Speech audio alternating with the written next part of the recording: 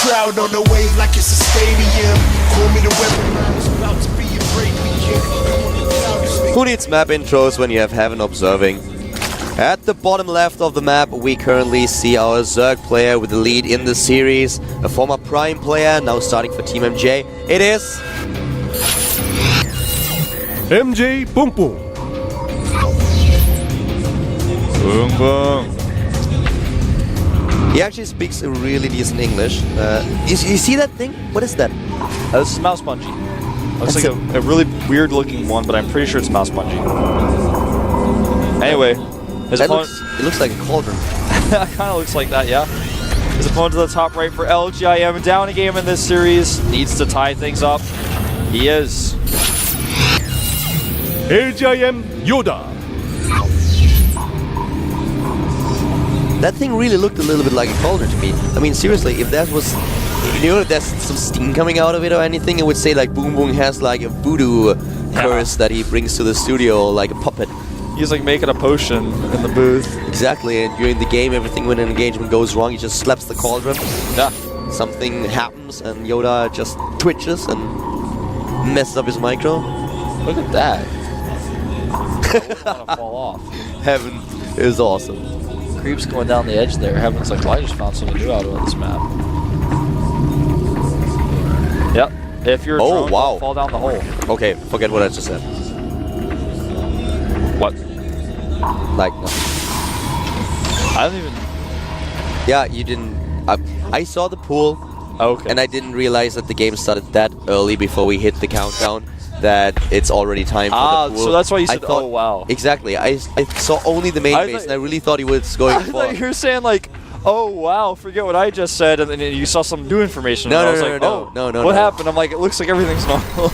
No, it's just about to say, wow, he goes for a pool first, and then I realized, no, there's already an expansion. I'm like, I kind of messed that up, so how do I get out of there? So I'm trying to slip, and then, yeah. I actually already covered the hole that you dug for yourself. Now you're inside of it, and I'm going to have to bury you out, or dig you out later. I'm throwing myself in again.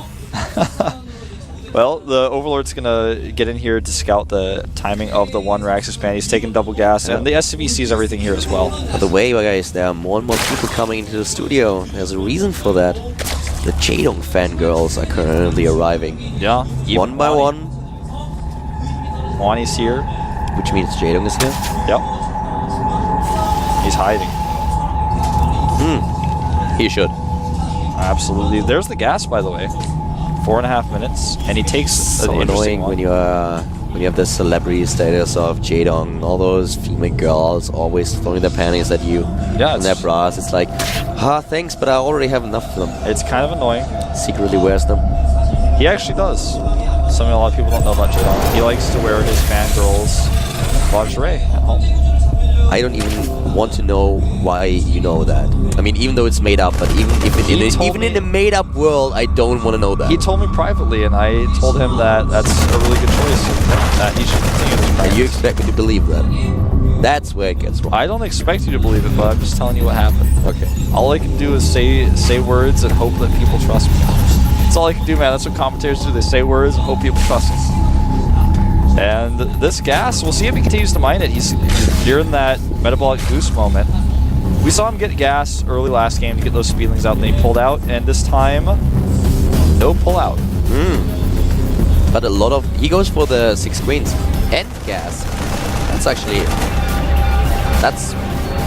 maybe even overkilling it a little bit. Weird stuff with his timings in these 2 games. And he's still mining gas. He just likes to get a lot of gas early, it seems like, and not use it for anything necessarily.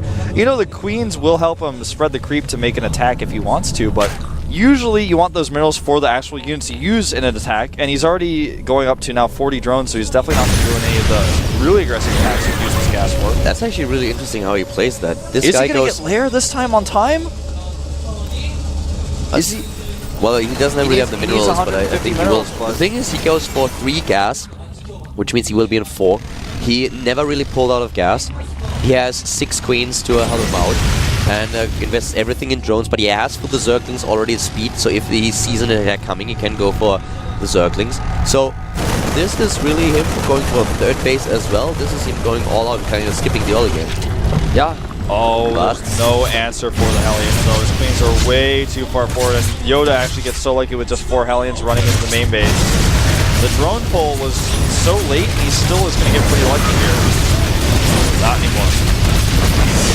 the Lings are here, the drones help out. How many did he take down? 7.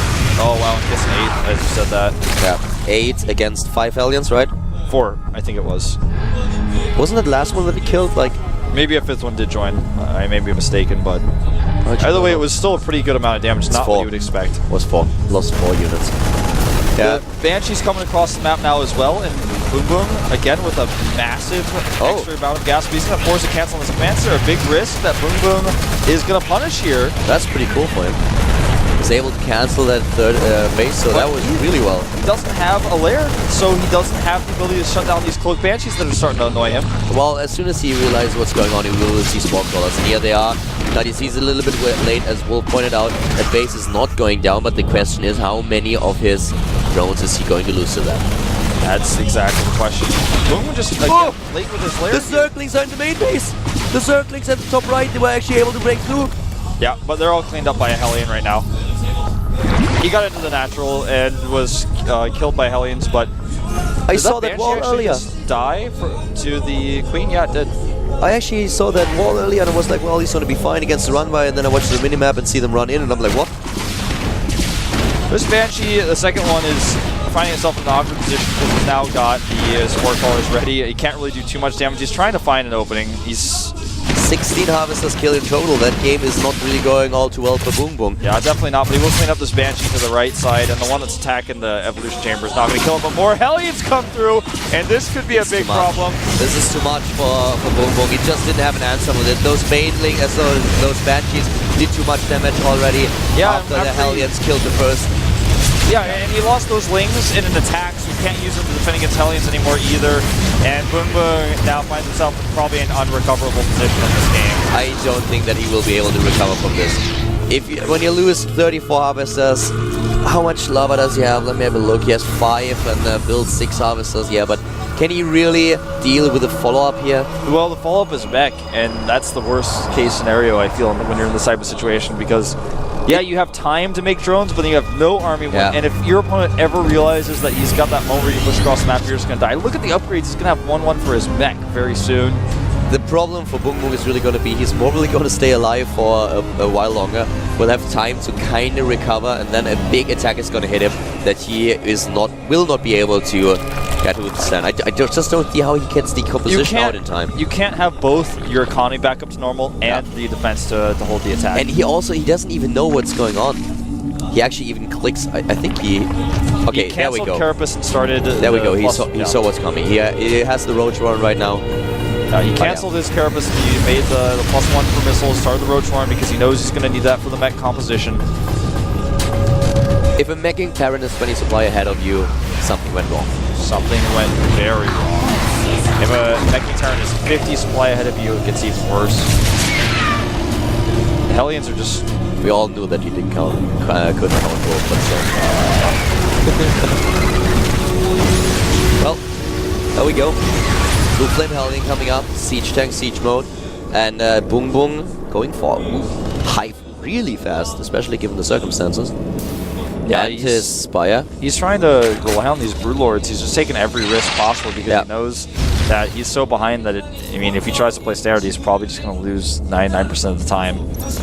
If he actually gets those Broodlords out in time, he can buy time and take a 4th if he is able to get that. But I don't know if he's going to be given the time. I don't think that he's going to try to take a 4th, but if he gets those Broodlords out in time, to be honest with you, I feel that the attack could actually be taken down, but he's going to lose too much now. Blue Flame is done. Blue Flame finishes at the perfect moment here. He's going to kill every drone he wants to kill. It just doesn't end. Every single time he thinks he's fine now, he's going to be smacked down again. 58 Harvesters killed. That puts him down to 48 versus 76. And he's down 50 supply. It just gets worse and worse. Yep. And here comes one of the huge attacks that he will not be able to stop. This is going to seal BoongBoong's fate. This game was just too much. Yeah, and Tomb Valley is not a good map for Zerg players. Against, you know, when you get behind, you don't have enough time to... It's a smaller map, so when you're a Zerg player who got behind, you don't have really any way to make an economy and an army. He tried to do the one thing that maybe could have saved him, which is going straight for Brood Lords, but he doesn't have it ready in time. Roaches are not going to win this for him, Zerglings are not going to win this for him, and he doesn't have Brood Lords yet. GG, he doesn't even try. He doesn't even try, he doesn't have to. We all know that this game is over. That was too much harass from YoDa. That was really well done. He saw the 4th base with a planetary and he was like, well, this is just not going to happen. Yeah, this is no way. This game, this is one of those games where you don't even mind that you lost because everything just... Everything went wrong. Everything. It's like the first Hellions that got in with all the queens that were on the map were able to bypass the queens, take down 8 harvesters. It was just the first poke, and then those banshees that had cloaked that when he didn't have detection. The blue foot Hellions is sneaking in. I'm weirded out by BoongBoong's gas timings and his late layers. He got like 400 surplus gas last game without having a layer, and that just doesn't make any sense at all. And that's 400 gas after he had 1-1 started. I feel in this game it was a little bit different for him because he had to deal with these, with the harassment. Kira in the booth of his disciple YoDa. Yep, with the leather gloves. That's what Hero wears, man. He is a villain, actually. He's got to wear the leather gloves. Well, game number 3, Cloud Kingdom. Cloud Kingdom, as you just said, and this is where it all comes down to.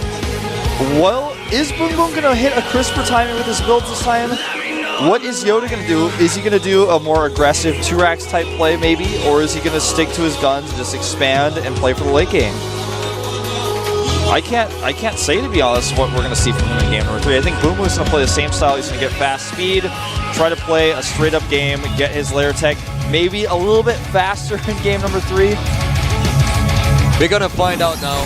We're going to jump into the game in just a few seconds. BoongBoong, the guy who wants so bad to get into the up and downs, comes from the up and downs, wants so bad to get into Codes. Same as, of course, true for YoDa, who was already in Codes last season. And the last map is going to be Cloud Kingdom. One of those two guys will achieve his goal. The other one will have to go through the up and downs. BoongBoong is used to that, but I feel like this time he really wants to dodge it. Yeah, definitely. Nobody wants to go through that. Both these players have seen it. They've been there. They know what it's like. YoDa was able to get out last season. He doesn't want to have to do it again. Only one will advance to Codes. BoongBoong versus YoDa here at the GSL Code A.